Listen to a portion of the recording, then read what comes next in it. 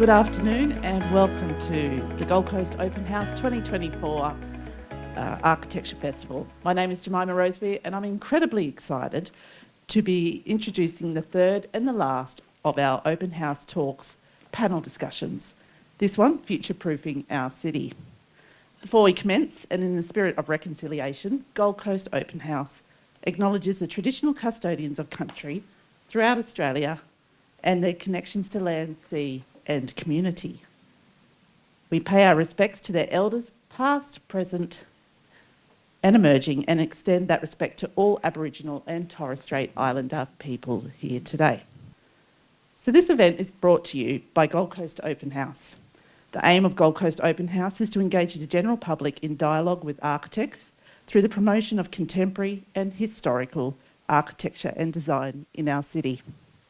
Our goal is to communicate the process of placemaking and highlight the range of professionals involved in the creation of the amazing spaces and places and buildings within our incredible city of the Gold Coast. And boy, do we have some amazing professionals on our stage today. So now I'd like to introduce and warmly welcome our panellists, who will share the unique perspectives from design, research, land use planning and risk management backgrounds. Our moderator is James Davidson, Australia's leading flood resilience architect and a specialist in climate adaptive architecture. James is the founder and principal of JDA Co, is a previous director of Emergency Architects Australia and a Winston Churchill Fellow. Some of James's publications include Waterfutures, Integrated Water and Flood Management Strategies for Enhancing Livability in Southeast Queensland, the State Government Flood Resilient Building Guidance for Queensland Homes, and City of Gold Coast's very own Flood and Bushfire Resilient Guidelines. James was also involved in the Flood Resilient Homes programs for Brisbane City Council, which is the largest flood resilient built environment project to date in Australia. On the panel, we have Professor Jörg Baumeister. Jörg runs the Sea Cities Lab at Griffith University, where he brings his considerable experience as an architect and engineer to bear in imagining and designing new ways to live securely, sustainably and productively with the sea. Marie Domlo, with over 2 decades of experience in land use planning across both large cities and remote communities, Marie is a supervising natural hazards planner at the City of Gold Coast. Marie has been instrumental in developing the city's risk-based approach to managing flood for land use planning. And Mark Ryan, you might have heard Mark on the radio earlier this week discussing the recent rain event. Mark is the General Manager for Disaster and Emergency Management and the Local Disaster Coordinator at the City of Gold Coast.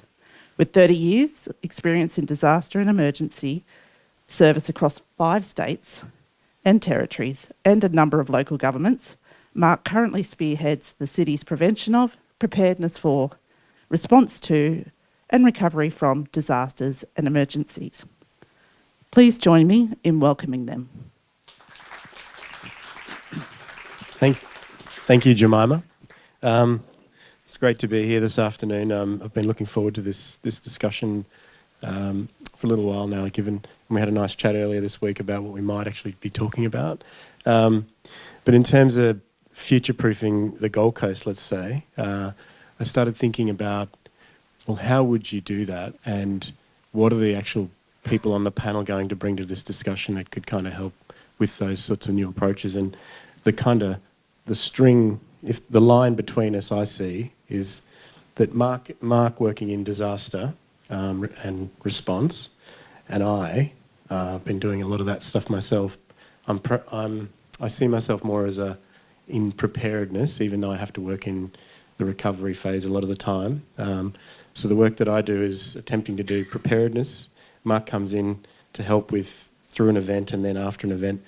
And then Marie's work is obviously planning for these things into the future and making sure that, in a way, what Mark and I are learning kind of being implemented into planning schemes and things like that. And then Jörg comes in with the blue sky thinking that we need longer term. Well, realistically, we probably need it sooner than later. It just seems that it's a long way off given some of the things that we're seeing at the moment. But so today's discussion, I think that hopefully that sort of paints the picture of where we all kind of connect. And I just think that the aim for me today is to learn more about your own experiences and what you think could assist in terms of the future of the Gold Coast. And when future-proofing is a big word, whether it's possible or not, I believe it is possible, and that the only way to really achieve that is through true adaptation. Doesn't mean a huge change in our lifestyles or anything like that.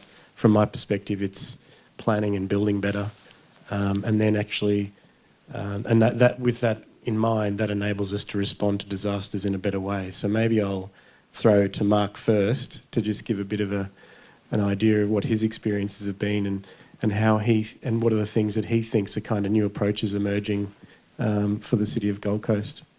So thanks. Thanks, James. I think firstly what we're starting, the term all hazards has been used for a number of years, many years in my industry. I think we're starting to get our heads around an all hazards community consequence approach, and I think the best example of that is the wake-up call for us is our planning assumptions had worked broadly on 5 days power loss. For the Gold Coast would be worst case scenario. And in Christmas, we saw up to 9, 10 and 11 days power loss for some people. So when you then start playing that scenario around what can cause power loss, we've got flooding, we've got severe wind, we've got thunderstorms, we've got cyber, we've got a whole range of other things. So the Gold Coast, as beautiful it is, it does tick all 14 of the state named hazards in our risk plans, but a lovely place to live. And I guess for us, it's about it becomes a question of risk threshold and what's our risk appetite. So we've got 1% events. We've got an example would be the severe wind hazard assessment for Southeast Queensland, released 2 years ago, which paints a pretty bleak picture for the future of what that might look like across the Gold Coast. To have a commitment for council, for example, of $100 million over 5 years to respond to that report. I think that's a narrative that we wouldn't have seen in a local or a state government even 5 years ago. So I think the paradigm is changing around. We're trying to reduce the recovery tail and try and put that into the prevention and preparedness. It's a long-term game, but it's certainly one that's worthwhile. If you look at my program of work at the moment, I've got teams working across recovery from the 18-19 bushfires, from the February 2021 floods, COVID, our Christmas event. So we're seeing compounding recovery and compounding impact on the community as well. So for me, it's about changing the paradigm. The disaster management's not just about response. The response is the small part. It's trying to actually prepare. And this, I guess, to wrap it up, in a changing geopolitical environment rapidly around the world, the Defence Strategic Review, for example, says you can't rely on the ADF anymore. So starting to form really important relationships in an environment where we're seeing a decline in volunteerism. So it's an interesting place to work.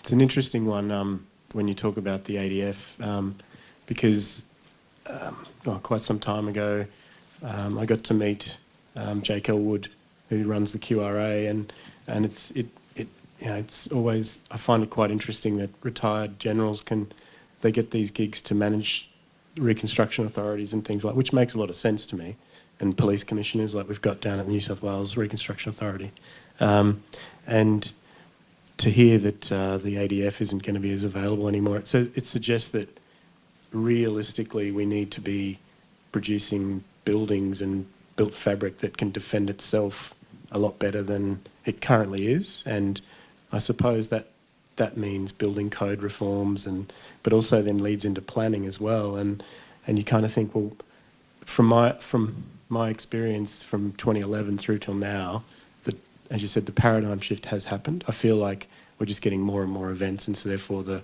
conversation is changing.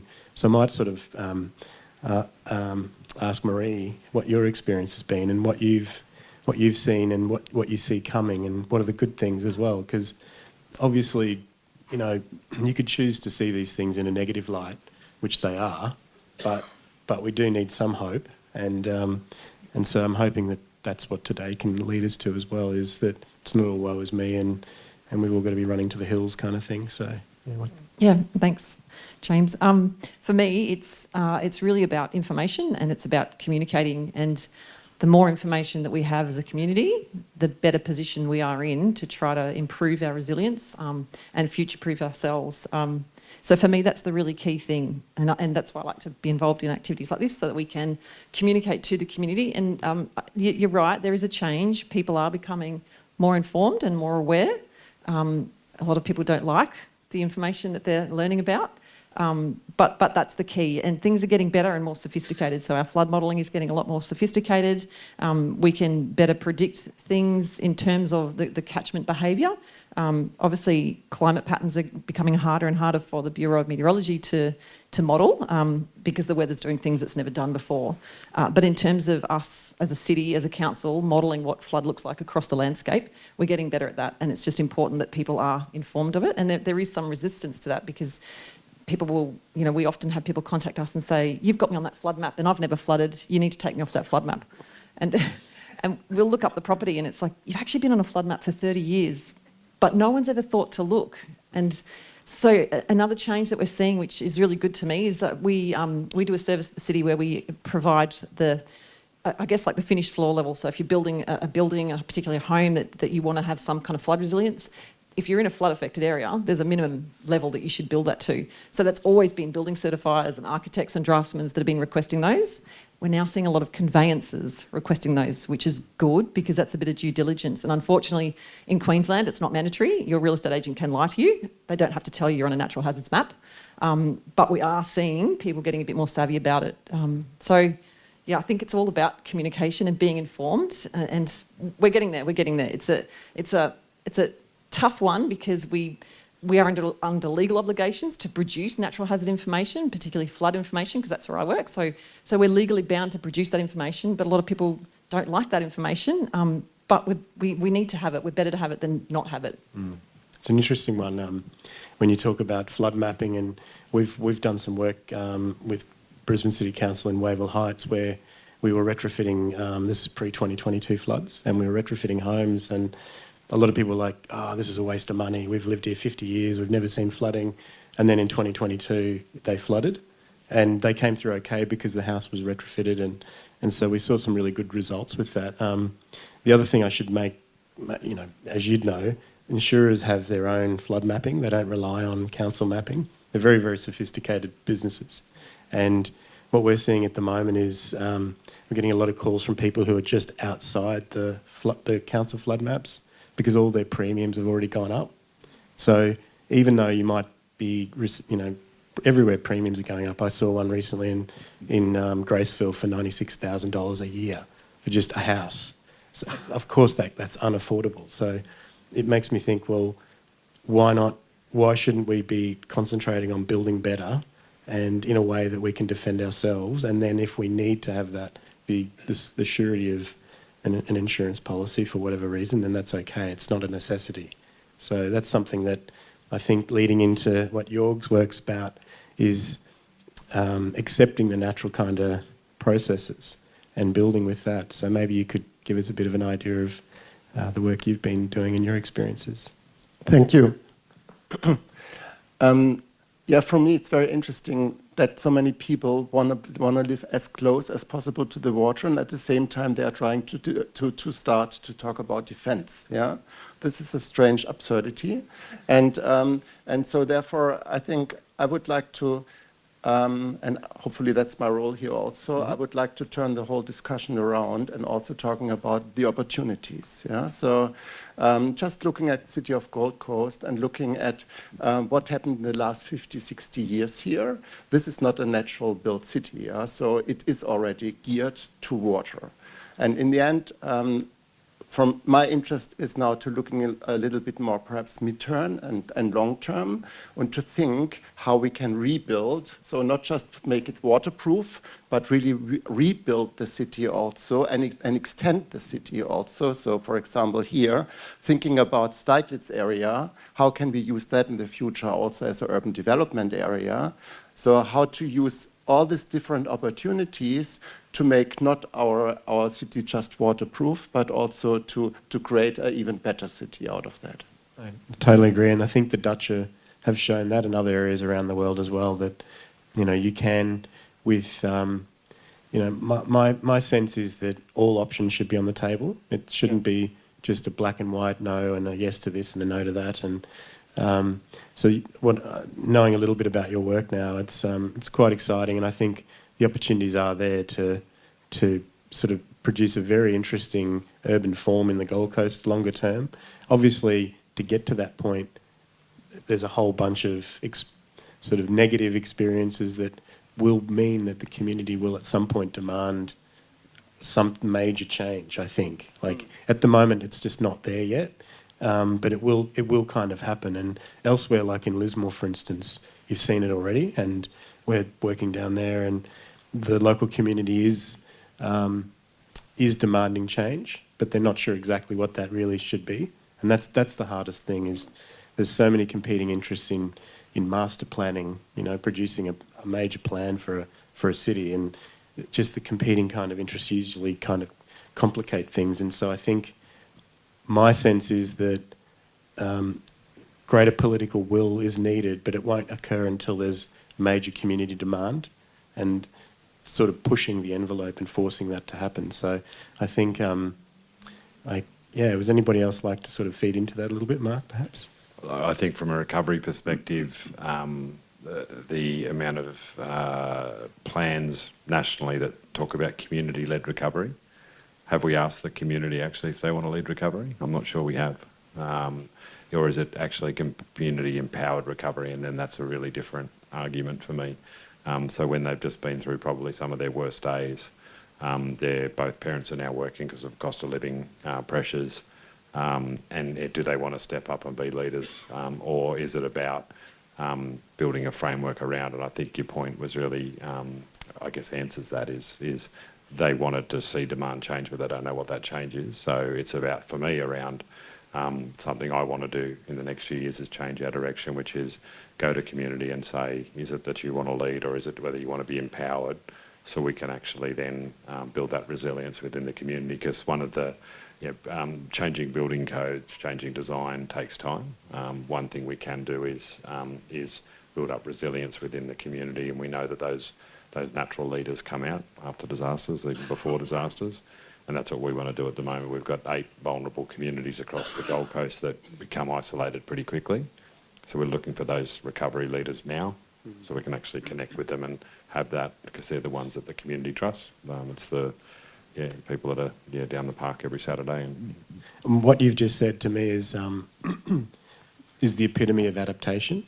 It's recognising that there's vulnerable communities, and then putting steps in place prior to events occurring to then, because we've seen that, like, part of the reason we're currently working with the Department of Education is they have given us the 7 worst affected schools across the state to assist with resilience measures. And what we've realised with doing that is, if the schools are also flooded and the houses around them are also flooded, then it puts an extra burden on families to have to then try and recover.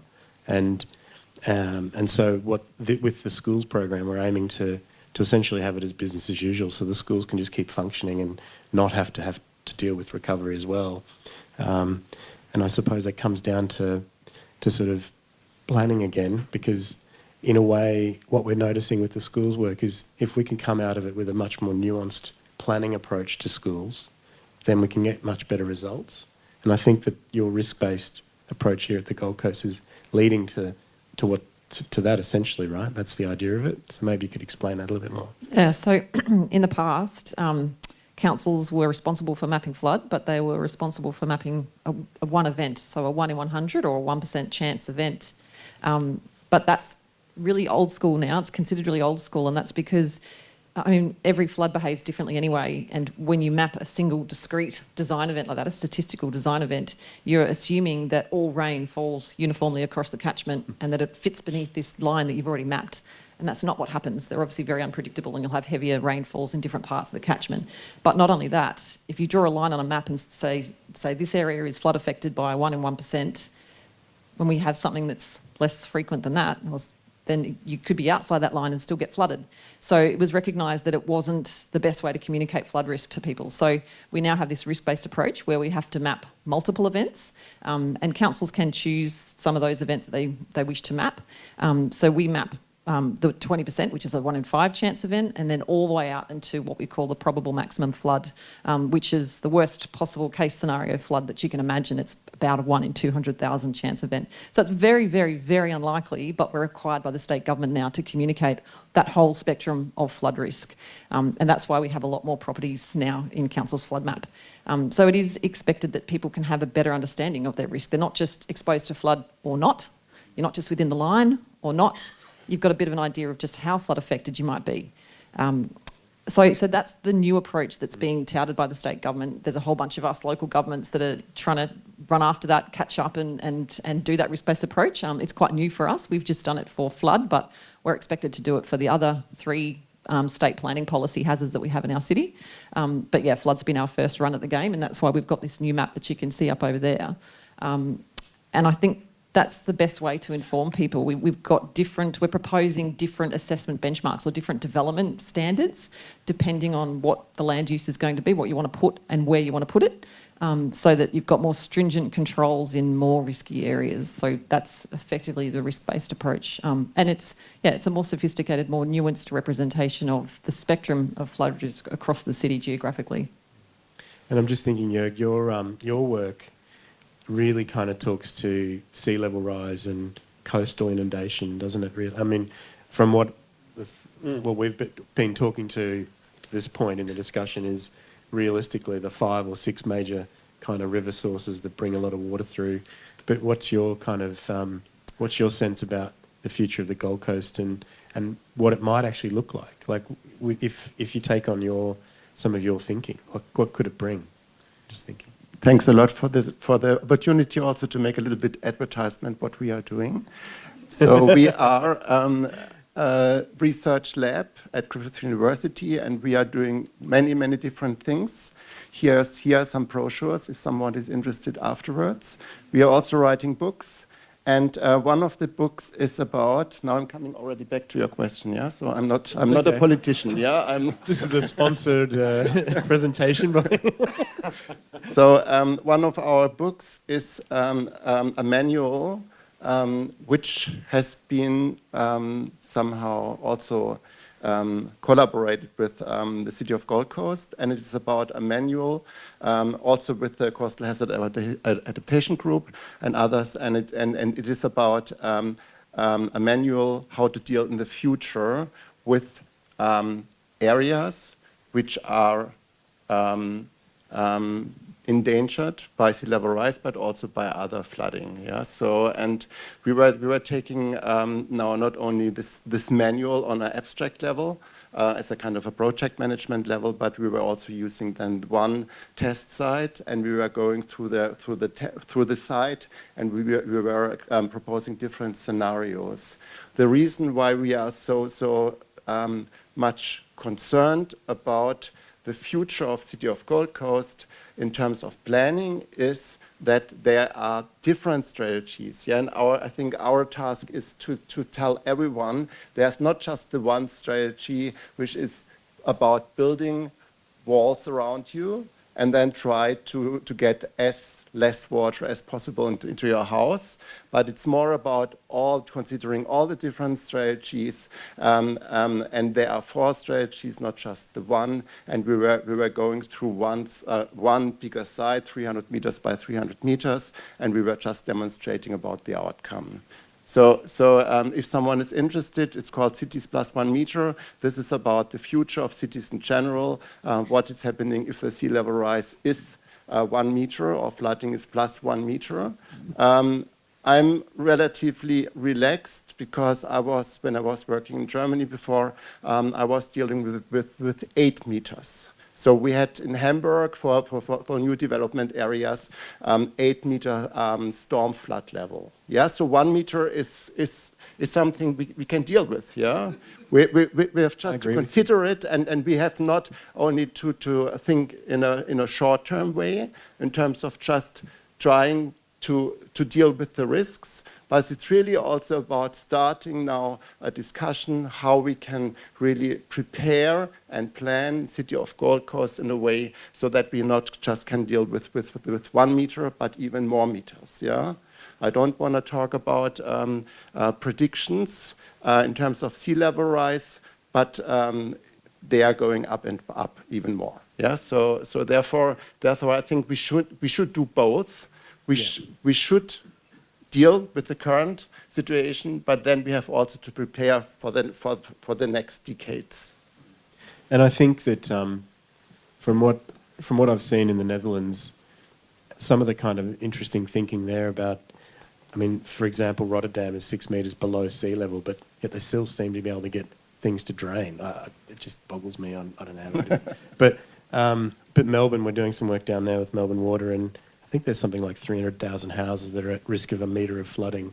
And that's not just from creek and river, and it's actually from overland flow and also from sea level rise as well. And so it's like a really, I think Australia is well placed to lead the way in this, because we seem to be getting a lot more. I mean, obviously, Florida's getting smashed at the moment, so their thinking will also be, if they'll evolve their thinking after these last events, I'd say. May I add something? Absolutely. Because comparing with Netherlands, the government of Netherlands has or is dealing very, very strategically in terms of dealing different research groups to come up with these different case studies and to prepare the country. Yeah, and I would be very happy if the government here would also give us a little bit more budget, so that we can also deal with this kind of opportunities really also in the future in a larger scale. Yeah, I put that down to the fact that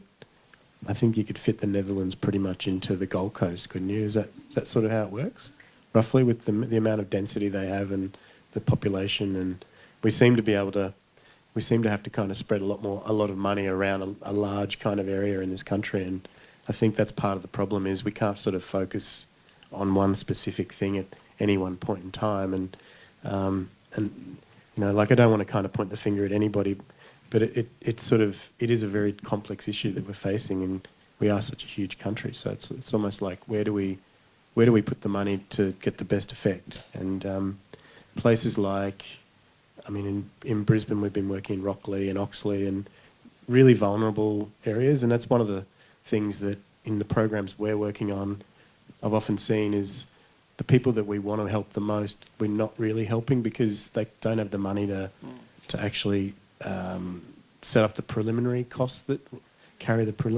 we require as part of our program. So it's something that I think what you're saying, that could be the focus, is, well, how do we actually start and where do we start? And I would be pushing to start in the really vulnerable areas, because they are the people that are the most affected and will be the most affected as things go on, time changes. So I'm just sort of thinking, to answer your question of why and where, I think it would be good to do that. So yeah, has anybody else got any ideas? Mark seems to think he might have them. I think the opportunity and the mindset of I guess I've got 2 points. One is that after events is the time that these discussions peak. It's then about trying to sustain the discussions. And I think the other point around the discussions themselves is the storytelling that goes on within community. And what I mean by that is within a few years there'll be a discussion about a little storm that we had on Christmas night of 2023. And if people go and research that on the surface level, it'll say that we had 106 kilometre-hour winds, because that was the official seaway. So wind score, we know from the evidence that the wind in the hinterland was closer to 200 kilometres an hour at the bottom end of a Cat 3, based on the damage from the trees and the homes. And so for me, it's about then saying how often is that a one-off? Is that just a freak event? And the answer is no. There's 5 things that came together that night. There's nothing that indicates to us that it's going to happen more often, but it doesn't say that it's less often as well. So for me, it's around that storytelling, and then that leading again to that community desire for change. the home buyback that we're doing from the February-March 2022 floods. I guess it's largely resident driven. What we're seeing is parcels of land now becoming vacant, and it's a great outcome for those individual families. It's a fantastic that some of them that were flooded twice in 18 months, that they're never going to have to go through that again. What does that mean, though, on a trajectory of buying out areas? Is it from an economical point of view, from a social fabric? We know that the particular area on the Gold Coast, the social fabric of that community has changed significantly, just with 11 homes being bought out. So it is a really complex issue for us. Yeah, it's affected some of our schools' work too, because we're going into an area, I won't mention where it is, but we've bought a lot of homes back in that particular area of Brisbane, and it's had a huge impact on the school, to the point now where they're questioning the viability of the school being in that location, and mainly because it's, the numbers of kids have just left the area. So these things have all these flow-on effects to, and interestingly, what we've found with the buybacks is typically a lot of older people rejected them because they didn't want to move out of their local area where they've been for so long, and they've got their systems and their structures in place already. So it's something that I've always thought, why are we asking people to sell their homes post an event? Because they're already having had a traumatic experience. And whereas if we knew that those were the areas where we'd be buying back, why wouldn't we approach them prior to an event and start to set up the process that way, in a sense? Because I met a guy who was 99 years of age, been through the Second World War, he had half an ear. His wife was 93, she had dementia, he was her carer. We offered him a buyback, and his fear was that he'd have to be out within 3 months, kind of thing. And so of course he said no. So it's super complex, these sorts of things. And but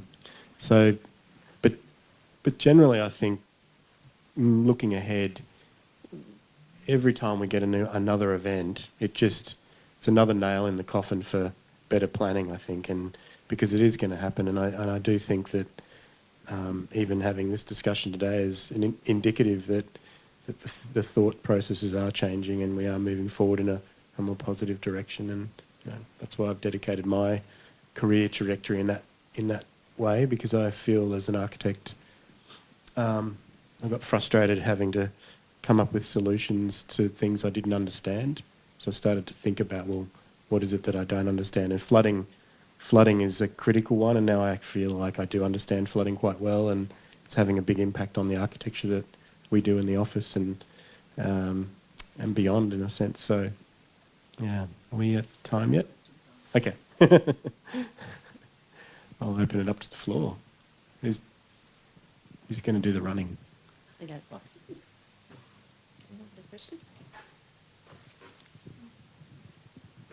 I'm very keen to hear what is the goal, if the Gold Coast has this opportunity to change, as Kurt's saying, what's it going to look like in 30 years' time in the world that you would like to see? It's me.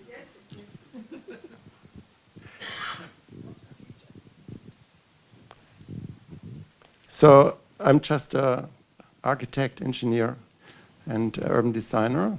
So I could draw you 10 different visions.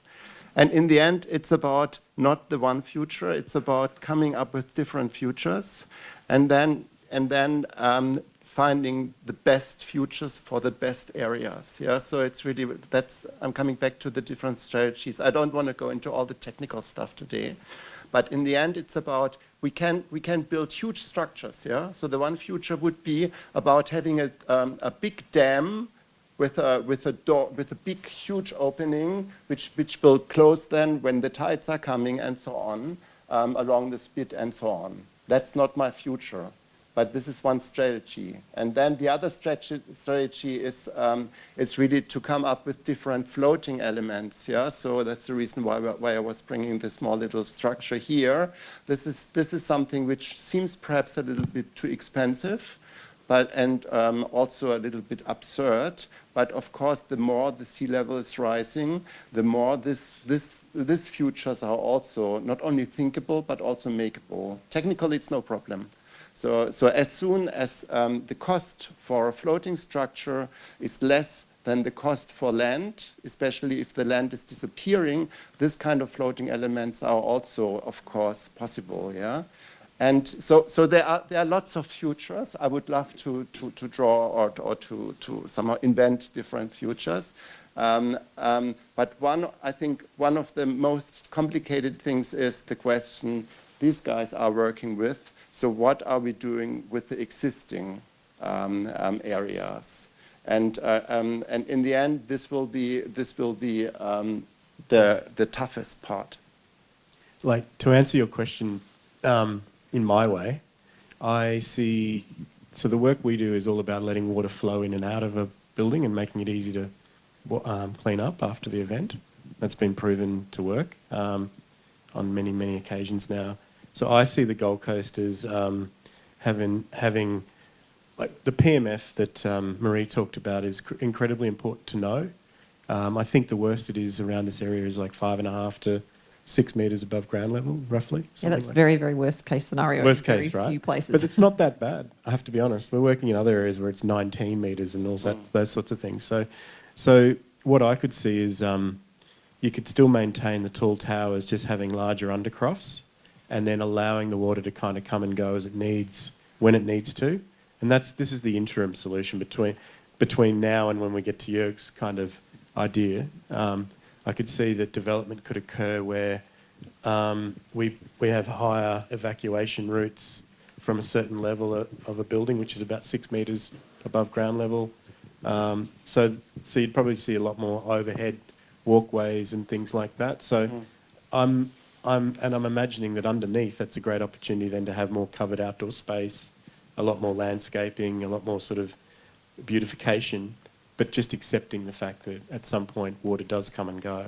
And that's, to me, the medium kind of term before we get to the point where it's totally inundated and, then, I don't know what, I'll be working in some other place. Like, probably won't even be around, but anyway, we'll see. I think I'd just like to add one thing. The future, on a more immediate future outlook for us will be sheltering for our most vulnerable will be far more resilient, because whilst we try and grapple building code and resilience in building, what keeps me up at night is our most vulnerable. Again, I spoke to that $100 million commitment. Within 4 years, we will have our first evacuation centre on the Gold Coast built within a community centre that you won't see any difference, but the entire shell will be built to withstand a Cat 3 cyclone, for example. So I often talk, when we talk about vulnerability, people go, what does that mean? I said, it's people without choice. That's people without choice or means to be able to go and see Auntie Maggie out at Toowoomba or go down to Sydney or get out of the area. And that's how I that's how I describe the vulnerability around the coast, which is increasing rapidly. Yeah, we're working down in Condong, and there was a lady there, she was 93 and sat 3 days in a tree house in the backyard because, the house got flooded, and, thankfully they built the tree house for the grandkids, and that's where she stayed. So, in a way, a lot of those more remote places don't have the option to go to an evacuation centre, and, that's one thing that I hear a lot is how difficult it is for older people to just get into a boat, when it pulls up to the front stairs. And so it's something that we have to think about, because it's just going to get worse. So, yeah. Hi, it's Pradesh here. So Hey, Pradesh. Hey guys. Good. Sorry, this is a bit of a loaded question. Well, not really. It's but given the discussion today, and I thank Mark for bringing in the vulnerable element to it. Between yourself, James, and Jörg and Mark, I just wanted to ask the question, because knowing how flood maps work, risks will change through the city, through anywhere. So I'm just wondering, is there an opportunity, using Cities Plus One, using the framework, more an opportunity to create that collaboration with disaster management to create that, not just defendable buildings or adaptable buildings, but one in which emergency management features, because there will be that shelter in place requirement. There will be that risks will change as rainfall changes. And I think in future-proofing the Gold Coast, there's wonderful examples in the city of where the architects and builders and engineers have pioneered typologies and building outcomes that are aesthetically pleasing and provide a wonderful opportunity. I'm wondering if we can take the next step in designing structures that are capable of providing a disaster management element to it, whatever it may be, but also provide that resilience in terms of accommodating water flow, but also, adapting to the land uses and challenges moving forward. I think it's absolutely possible, and I think you're the man to do it, Pradesh. So, do you want to answer that, Marie? I was the only name that was left off that. Yeah. I noticed that. No. Okay. I'd say yes, absolutely. And I think 4 years ago I wasn't in this role, but the unit that I now look after, it was judged simply on having a coordination response capability to be able to bring together, have a coordination centre and get in and get that done and make sure it works when it turns on. I've now got project officers working on severe wind. I've got them on resilience. The paradigm is, in fact, to the point that even where I'm planning my own resources now, and I'm talking to my 4 team leads saying, you know what, if a position comes over there, we're probably going to shift it more on the strategy side at the moment. So we're getting involved at a council level and consulted far more than ever around city design, around building design, around flood. The team that Marie's in and we're now, I guess the recent restructure of the Gold Coast established for the first time a Department of Environment, Heritage and Resilience, which is a massive leap forward, and we've now got us working together in one department, which is actually, yeah. So I think, yeah, the answer is yes, I think it is possible, and I think we're heading in that direction. My answer is also yes. Also, in terms of in terms of collaboration, also with universities, like Griffith University, and my answer is also yes in terms of not perhaps just thinking as Gold Coast City Council, but also collaboration with other councils like Moreton Bay or whatever, who have the same problems. Yeah. So therefore. There should be a kind of a task force of different councils working together, and then I think it would be also a little bit more affordable to split the budget. I think I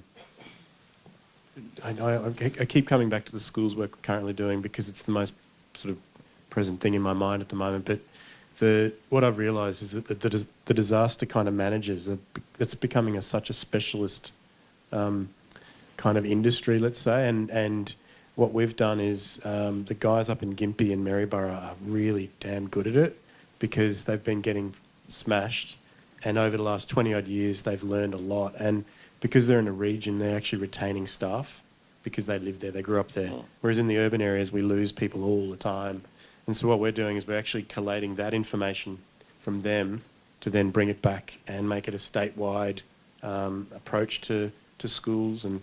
But the interesting thing in answering your question, I believe going forward, these guys will be our clients a lot of the time, and that's how to get that to happen. Because that's not to say that their processes are like amazing. Like we've still got situations where, I know of a particular school that ran into trouble where the emergency management procedure was to put the kids on buses, right? But then it took them 3 weeks to procure the bus services, and the principal had to fork out out of their own pocket just to get stuff happening. And so there's processes that just break down, and so those are the things that that's not my gig to get involved with, but we will be highlighting the fact that when you have the people that know what to do, the critical thing is to look after them, because they get stressed, and then if the process isn't good enough, you'll lose them, and then we all suffer for that. So I think going forward, it'll be Mark's area that actually has a lot more innovation in it than, say, my area. And in a way, moving forward, we'll be able to then refer to these guys to say, well, what does and doesn't work in this situation on this particular block of land or this particular design. And, so, yeah, I truly think that they will be the ones that will be determining a lot of the sort of briefs, I suppose, moving forward. I think there's a big missed opportunity there as well, though, James. I think, there's a well-quoted stat from Deloitte's reports from several years ago that we spend in Australia 97% of our money on recovery and response and 3% on prevention and planning. So as a land use planner, I'm here to tell you, stop hating on planners. Because we don't get bravery awards for publishing planning schemes. We don't get ribbon cutting ceremonies for new fire brigades. We do the hard stuff. Everyone hates us because we put you on a flood map. And we have I think to we've touched on something, yeah. We've touched on Okay, something. let's talk. Yeah, because that's such a missed opportunity. That's where things can really be picked up and things can really be prevented. And if we stop being afraid of risk mapping and we start thinking, right, now that we have this information, what can we do with it? And there are so many opportunities. And, you know, we've just recently done recruiting and I was so inspired by all the young people that applied and all the ideas they've got. And we've got so many opportunities to do things better in future. And I know that we will. But we have to stop being so afraid. We have to stop buying into the media headlines about what risk mapping means, and we have to work with that. We have to be prepared to swallow that bitter pill and do what it is that we need to do to make ourselves resilient, to future-proof ourselves. Yeah, I agree. And it's something that we see time and time again, like when we're working in, say, northern rivers where decisions are being made off flood maps from 2008 and they haven't been updated. And then the new maps come in and everybody's surprised and then we have to change our eligibility requirements, et cetera, And so I think I'm a massive fan of putting all the information out there no matter what comes, and it's politically dangerous, obviously, because people do get upset. But I think the more desensitised people become through knowledge, the more kind of innovation we will bring about. And so, hopefully going forward you won't have to cop so much. Like, truly, it's just at the moment because, a lot of councils held back the information and they release it after an event. Like, there's no better time to release flood maps than in the wake of literally a flood event. And so, but that's wrong, I think. I think we should just be brave enough to put the information out there that's known. And yes, okay, people have to cop the brunt of it, but over time it will get easier, I hope. And so... Yeah, I think we'll just accept that this is what we live with. We've chosen to settle on a beautiful city, but it's a city of ancient riverbeds and swamps and wetlands. Like that's where we live. That's the city we chose to live in. Yeah. So we have to be prepared to live with that reality. And as unfortunate as it is, like I said, because the information and the modelling is getting more sophisticated, we are equipped, we are armed with that information. We should use what we know and what we've got for the betterment of ourselves. We have to empower ourselves in that respect. Do you want to say something, Jörg?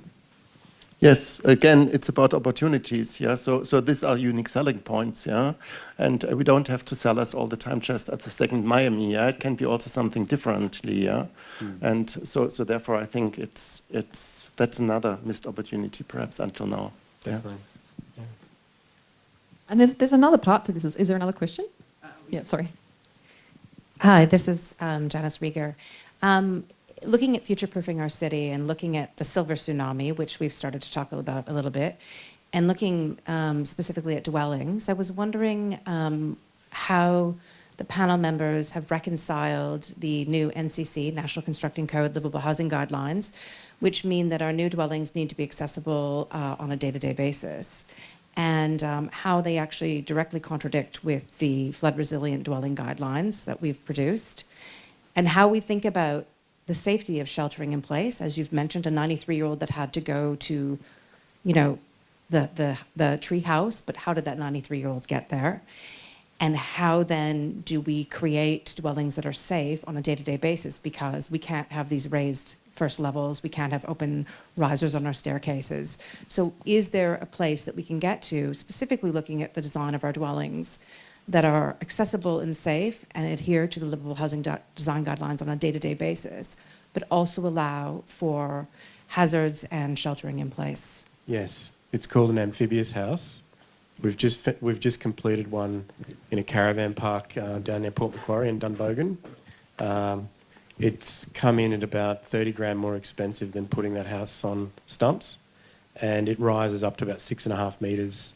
But it was designed primarily because the caravan park doesn't have insurance, and it has a lot of people who are on the NDIS because they fall through the cracks of affordable housing and they end up in those little sort of fibro shacks that And so the client's actually, she's a maritime lawyer and her husband's former banker from Sydney, but they just had a tree change and went to Dundogan to buy a couple of caravan parks, and then they got flooded badly.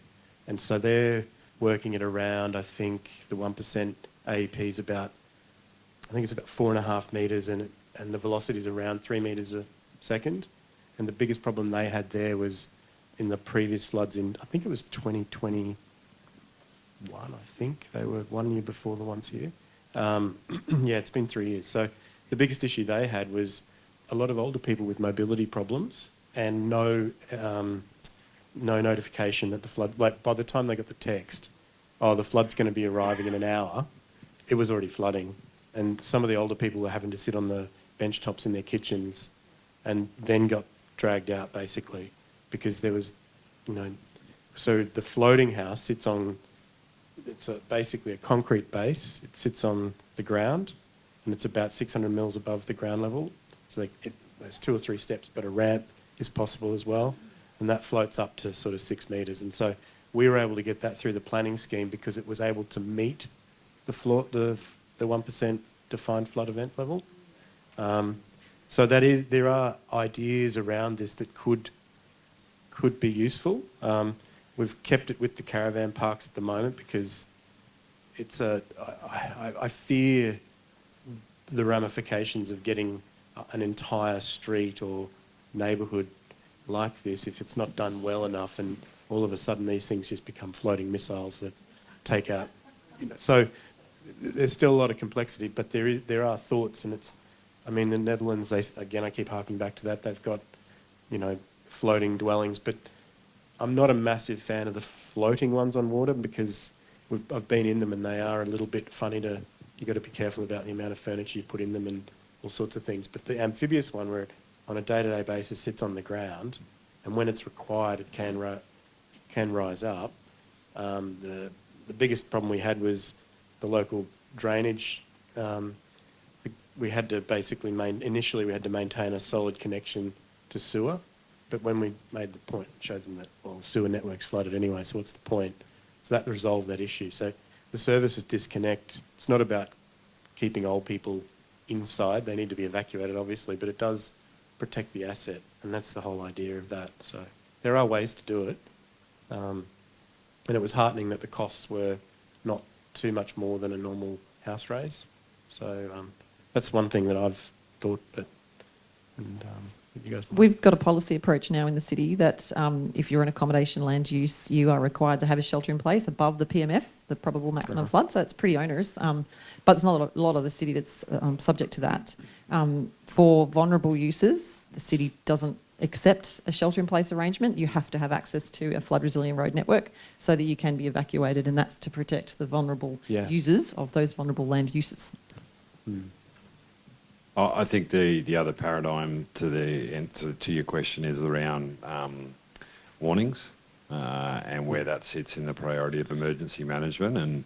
And I think you'll find that most of it is now sitting above protection of life, because there's going to be events that we know that exist that all we'll be able to do is warn. They're rapid onset. People will be isolated, etc. So there's 2 elements to that. We're starting to enhance our automated flood warning network, which will be live in parts of the catchments this year. So that's fine when you've got power, because you can get it on your phone. It'll be able to geolocate you. It'll show you what to do next. But as again we saw in Christmas, we're now asking those questions. And at Christmas we mobilised 250 staff across the city to go and door knock, because we didn't have that digital. Most of our warnings and our information's based on digital, and I'm sure you're disappointed that we pulled parking inspectors off their work to door knock and check on our most vulnerable. But that's what we did. That's what we did largely. better use of their time, I'd say. You can have that view, George. You'd like to? Just one sentence. Strategically, so yes, amphibious is one, floating is one, and then stilts piles is also one. That can be either flexible or not. Yeah. So and all have very, very old traditions already. For example, in Southeast Asia. Yeah. So all the houses are there, floating or amphibious or on stilts since hundreds or thousands of years. So yes, it's possible. But I think we have to build more of these, and also in Australia we have to build more of these, because to create a kind of a public opinion or to change a public opinion, people have to be able to touch things, and it's not just about nice drawings and so on. So I think therefore it would be great to go forward with exactly this kind of discussions, and also then prototypes. Sounds like a PhD sort of subject that you could carry forward. You know, how do you actually achieve anything to do with the NCC and access? It's become a big problem, generally. Am I on? Yeah. Thank you.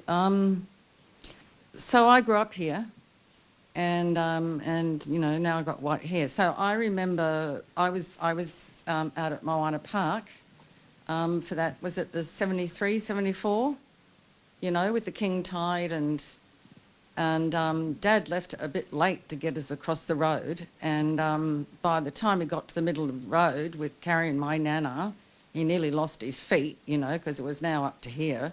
Flooded, high water is really weird. Anyway, the whole street went to that double house across the road. So I've had experience of flooding here. I've been away a lot, and I've just come back in the last 12 months. And of course, I look at the Gold Coast through new eyes, thinking, oh God, we're all going to have to get the hell out of here.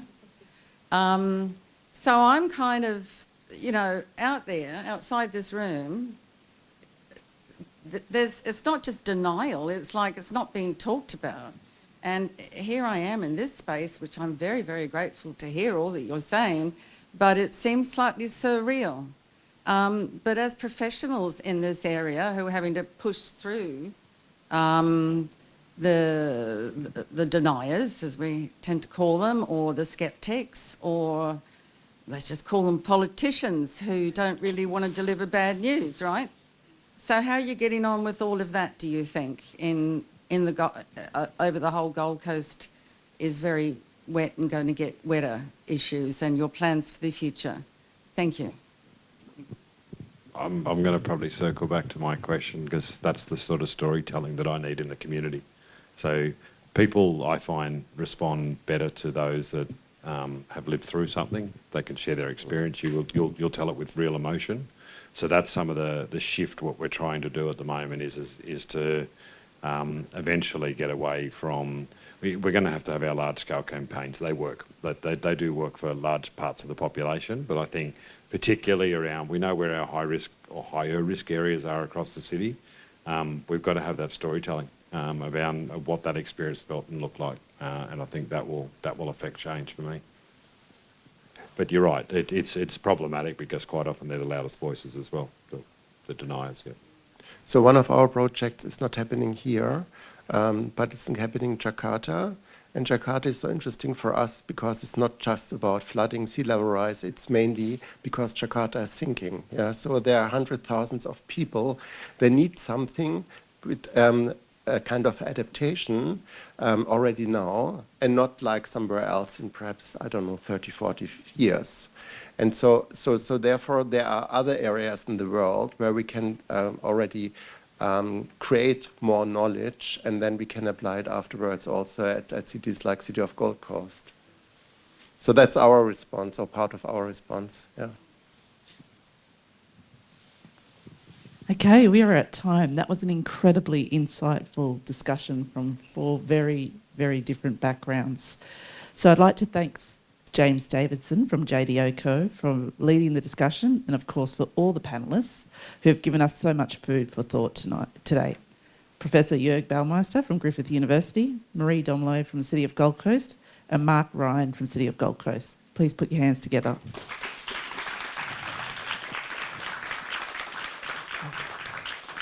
Our thanks to you, the audience, for your attendance and participation today.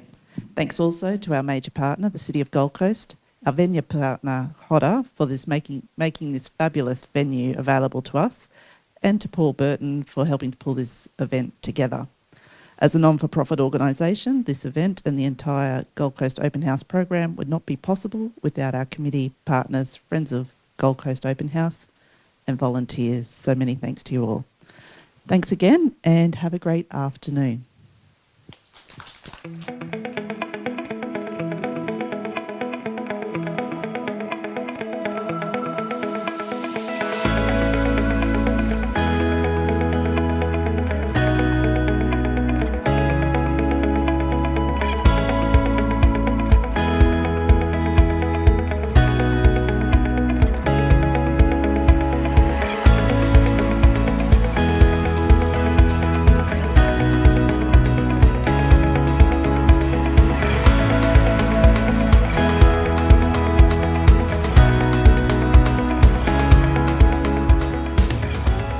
Okay, hi, I'm David McRae. I am an architect, I'm proud of that. And I actually got a lot out of this because I've just come from a few days ago, on Tuesday, another discussion about flood design and mitigation processes happening in the Willoughby Council area of Sydney. So it's interesting to see that depending on communities, they've all got different strategies, but they're all committed to strategy to mitigate flood damage and problem. I just found it really fascinating. I'm just a local. I'm not an architect or anything, retired, but I just like to know what's going to likely to happen, what's being done about it. Yeah, and I thought that it was really interesting. I would have been happy for it to be twice as long, with a lot more detail about what's being done rather than broad strokes. But broad strokes is better than no strokes, so that's good. Thank you. Yeah, great sessions today.